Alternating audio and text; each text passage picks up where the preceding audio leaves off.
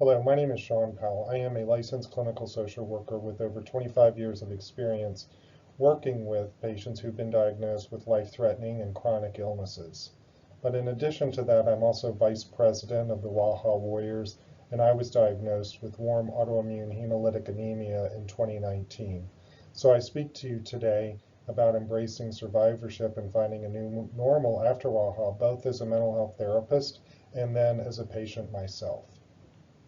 So what we're going to talk about today, our objectives, hopefully will be that by the end of this talk, you'll understand the scope of WAIHA survivorship.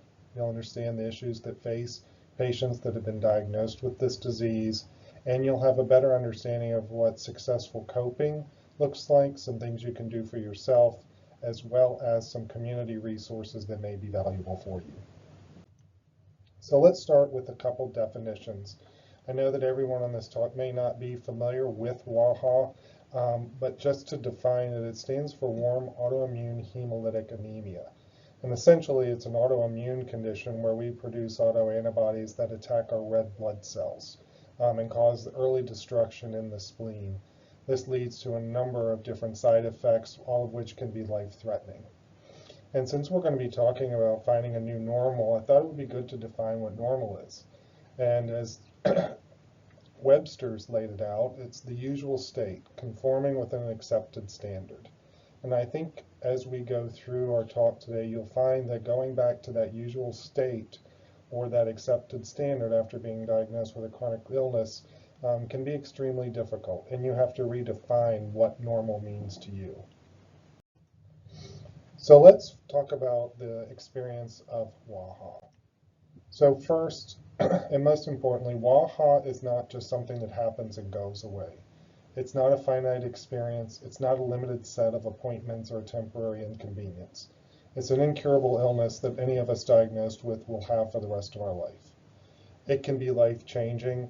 I know that for me, personally in 2019, having never been sick before in my life and having to go to regular doctor appointments, it really changed the way I saw myself as well as the way I lived.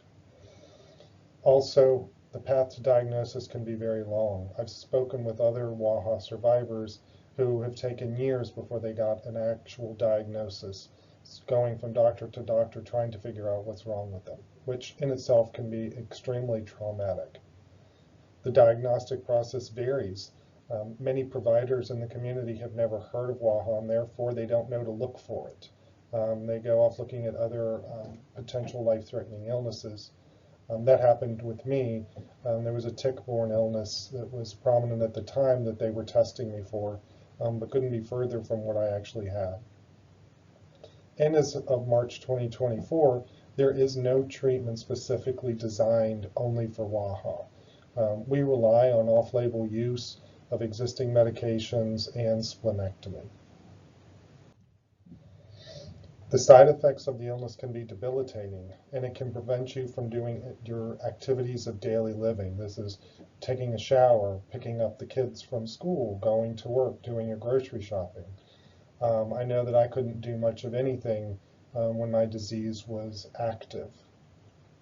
Not all treatments work for everyone, and we frequently have to try different types of treatment before we finally find one that works. Mainline therapy for WAIHA is high-dose steroids, which come with a number of side effects. Unfortunately, steroids did not work for me, and we had to use a different agent that finally stopped the hemolytic process. And with all of this comes a number of different emotions. And this is just a listing of what we commonly see in patients with a life-threatening chronic illness. You see fear, a sense of losing control, sadness at the loss of what might have been a healthy lifestyle, or if you're so debilitated you rely on others, it could be a loss of independence. Frustration with multiple appointments, trying to figure out what's wrong with you, and then anxiety, just everything going on, not knowing what's wrong with you, not knowing if the treatment's going to work, or what the future is going to look like. So the culmination of all this is the outcome, and I use this when I talk with people with cancer, and I thought it was a really nice way of saying that the way you end up on the other side of this isn't one or two different aspects. It's a culmination of the entire process. And it's the positive and the negative aspects of the actual WAIHA treatment in combination with the psychosocial, the economic, and the spiritual factors that sets the stage for how you view and handle your life after the diagnosis. It's everything that you go through and the way you process it, and the resources you utilize to be successful on the other end that really sets up how successful you will truly be. So let's look at some of the challenges of having WAIHA. First, the loss of control. For me, that was extremely traumatic in that I had been a healthy marathon runner for the first 44 years of my life. Never had anything more than the cold or flu, and all of a sudden my body was attacking me and I had no control over it. Your focus becomes on surviving. You have this illness that not too many people know of, that is very rare and doesn't have a single dedicated treatment. All of a sudden your life is taken over with medical appointments. Previously I went to the doctor once a year for my annual checkup, and now I'm seeing the doctor right after diagnosis on a weekly basis, and then weekly infusions to try and stop the disease from progressing. There's changes in relationships and roles. In my career, I'm a hospital administrator, and I was too weak to continue many of the functions of my job, so I required help with doing what I normally had done all by myself. Also, I couldn't take care of my house by myself, and needed the assistance of my friends and family just to do the normal everyday things like laundry and mowing the grass. You deal with the side effects of treatment. I think anyone on this call that has been on prednisone can speak to why we call it the devil's tic-tac. The side effects can be horrible, particularly with prednisone. We're talking about sleeplessness, weight gain, changes in your emotions and predictability, what have you. And if you're on any of the other chemotherapies, such as Rituxan, there are bad dreams and reflux that come with that, and other types of side effects. There's a loss of security for those of us who've been relatively healthy. We think that what we're doing for ourselves, either through exercise, a healthy diet, gives us some sort of protection. And when a disease comes out of nowhere, we lose that sense of security we thought we had. And then we have this unreasonable expectation of returning to normal after the treatment's over. And for me personally, I know that I thought that once my blood counts were back to normal, that I would feel great, I would be just like I was before. And I have found that I am a different person than I was before, which comes with its positive aspects, but also with some challenges in accepting that too. So, what does the new normal look like? There are the lingering side effects of both the disease and the treatment itself. The fatigue doesn't always quite go away. Even though your blood counts may be normal, you may still feel more tired than usual. There is neuropathy. That's nerve damage that can be caused by certain types of chemotherapy. There's the effects of having your spleen removed, or long-term steroid use. And what I've also found out is that once you're diagnosed with one autoimmune condition, you're at risk for being diagnosed with a second autoimmune condition. Also, having a chronic illness can be very expensive, even if you do have insurance or Medicare or Medicaid coverage. You can deplete your savings paying co-pays and deductibles. You'll experience higher than normal routine medical costs.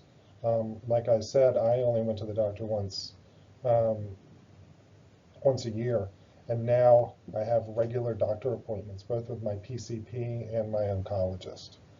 And if you get to the point you're unable to pay your bills, it can damage your credit, or you could end up putting a large amount of the medical bills on credit, resulting in increased debt.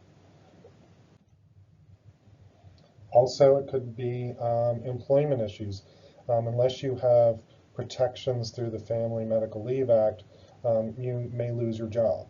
Then you're put in a position of, once you are feeling better, you need to start the search for new employment. And that search for new employment also has to have the considerations of ensuring that it has health insurance that comes along with it. Also, the process of returning to work.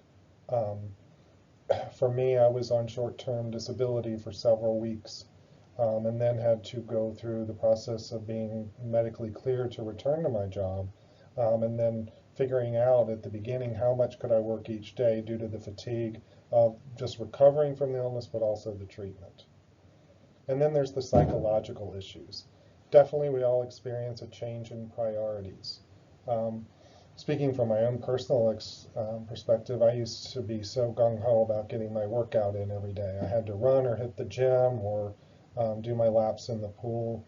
And what I found was after the illness, those things were not quite as important as they had been in the past.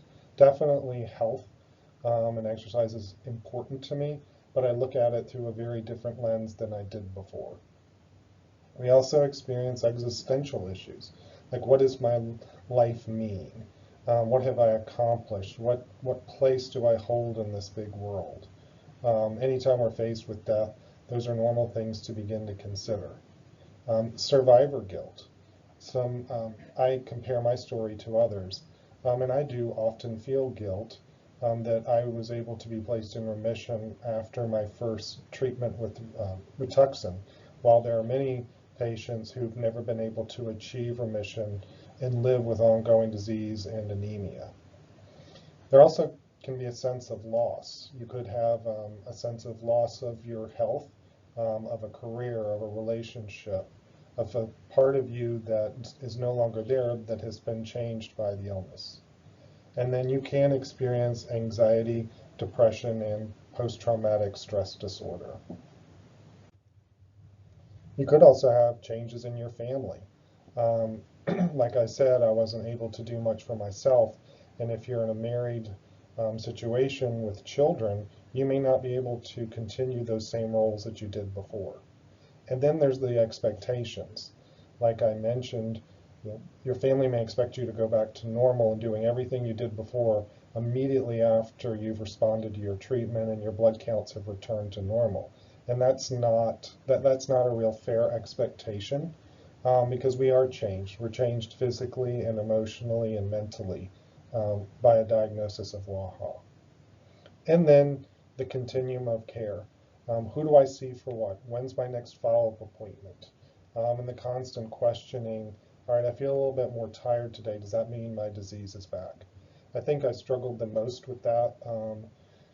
For the first year after diagnosis, this disease came out of nowhere and turned my world upside down. Fortunately, I was pushed into remission quickly, but now every time I'm a little bit more tired than a normal, I question, okay, is it back yet or not? So we went through the challenges, we went through the things that kind of weigh on us when we're going through diagnosis and treatment. So what can you do to take care of yourself? So first of all, you need to know that WAIHA survivor means something different to every person who's diagnosed with this illness. Some people don't see themselves as a survivor on day one. Others may see themselves as a survivor once they have completed their treatment. So it's difficult to compare yourself to anybody else. And in the world of mental health, we don't have a true definition of what a healthy survivor is. Obviously, we don't want to see someone relying on substances or problematic behaviors in order to cope. But when you look up the definition of a healthy survivor, we're basically just looking at how's this person coping with their new life with the disease. Everyone's needs will not be the same. The things that I need to be successful and to be mentally healthy won't be the same as the person next to me. And we are resilient. Humans can come back from many different things, many different traumas, and we are always becoming. We are changed every single day, every single hour, every single minute by what we experience. So it's okay that you aren't the same person you were before the diagnosis. You've gone through a lot. You've learned things about yourself. You've learned things about the medical community. You've learned things about your friends and family you didn't know before. So you are transformed by this disease. So where do we look at resources for healthy coping? Obviously, talking with a mental health therapist and a counselor can help. Um, Many people have a preconceived notion about therapy and that we're trying to assign a diagnosis or tell you what to do, and that's not the case. One of the great things about therapy is that it's an opportunity for you to share thoughts and feelings and experiences in a safe environment without judgment. You're allowed to talk about anything you'd like, and it is confidential except for if you voice thoughts of hurting yourself or hurting someone else, or any activity related to child or elder abuse. So I think talking with someone at the very beginning about what you're experiencing can definitely help move you towards a better path to recovery.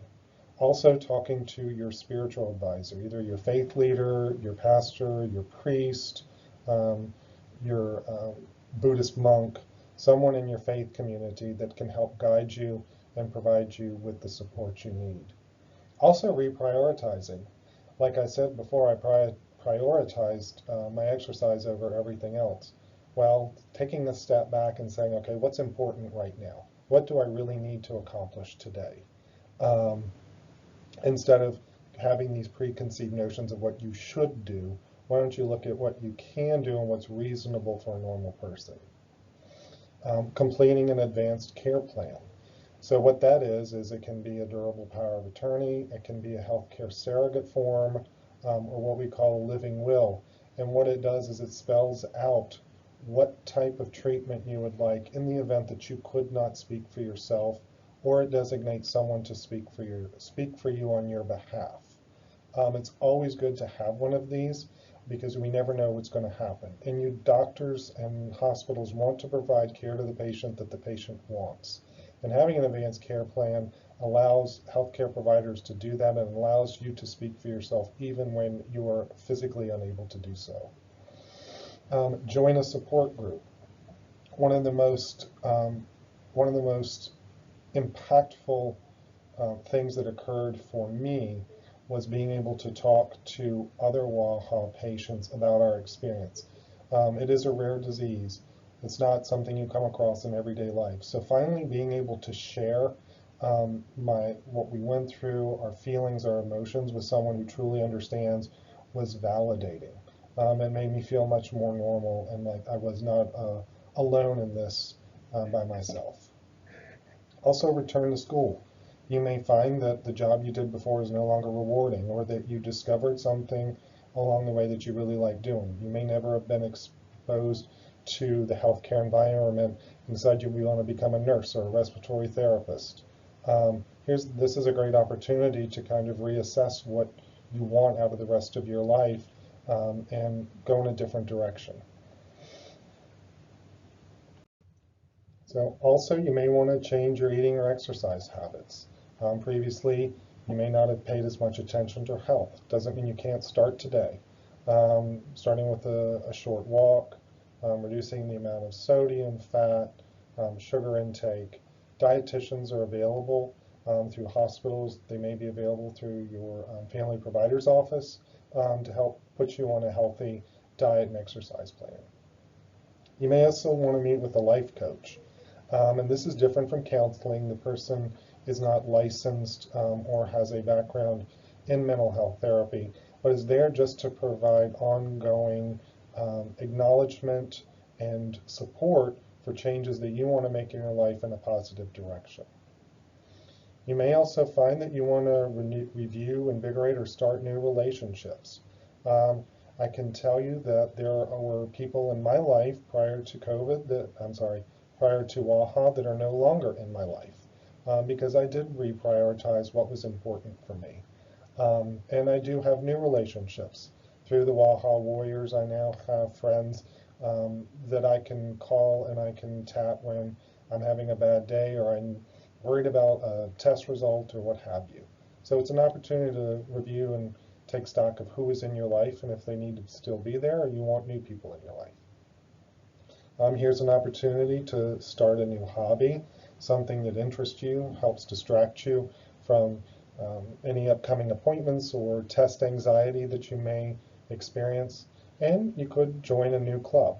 I was very fortunate that WAIHA Warriors was being started right around the time I was diagnosed. So it's a way that I've been able to start something new and use my experience to help other people. So those are some things you can do for yourself. Hopefully this has been helpful for you. There are some resources in the community that you may wish to tap. First being WAIHA Warriors. We have support for anyone diagnosed with WAIHA. We have patient advocates who can talk to you one-on-one about your experience and realize that you're not alone. There's also the National Association for Rare Diseases for information on thousands of rare diseases that exist, including your autoimmune hemolytic anemias. There's the Autoimmune Association and the Global Autoimmune Institute. So like I said, I hope you found the session helpful today, and I hope you'll visit WAIHA Warriors. Thank you.